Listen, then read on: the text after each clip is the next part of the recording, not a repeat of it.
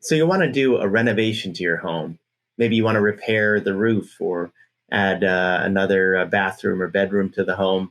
And maybe you're just looking to take the house down to the ground and rebuild the whole thing right on the foundation that's there.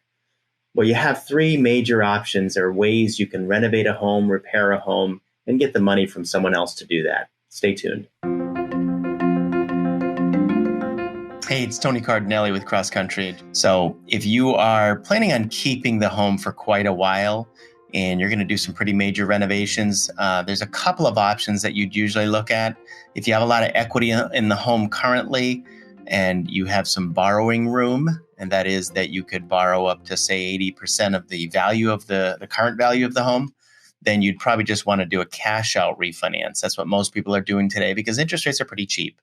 And you can take out that money and amortize it over 30 years. Then if you depart the residence, maybe you're going to keep it and rent it out and buy another home down the road. That would be a great option because you'll have a cheap mortgage for 30 years and your renters are going to pay for the improvements for you. A short-term option is a home equity line of credit. Home equity lines are fairly cheap to acquire. In other words, they have less closing costs than a fixed rate 30-year mortgage cash out refinance type loan. And they would be used for temporary financing of improvements typically because they have a variable interest rate. They charge you interest only, so you'd have to manually pay the principal down over time.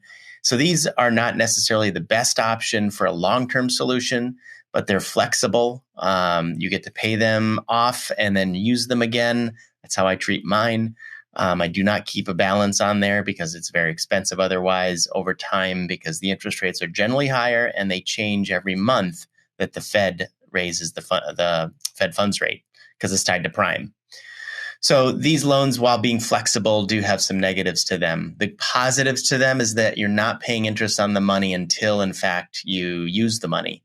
So if you're not planning on doing renovations for a while or you don't need all the money right away, it'd be kind of expensive to take it all out at once and write a check every month paying interest on that money under a traditional loan.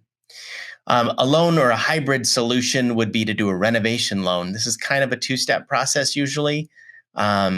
Renovation loans tend to be a little pricier than doing a cash out refinance, meaning the interest rate's going to be higher, the closing costs will be higher.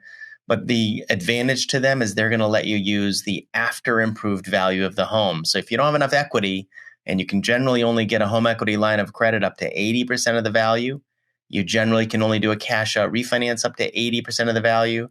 And with those two limitations, generally, sometimes you do need to do a renovation loan. And so we do those in-house here at CrossCountry.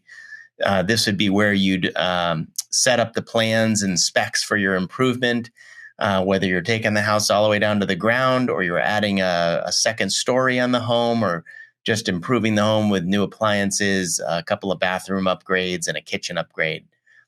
This solution, you'd get all the money at once in an escrow account after closing. You can borrow a lot of the value of the home, and the better part is that you're using the after improved value of the home. So sometimes when you don't have a lot of equity in the first place to do these other two solutions, the renovation loan is the only way to go. You can refinance these loans after 7 months is up.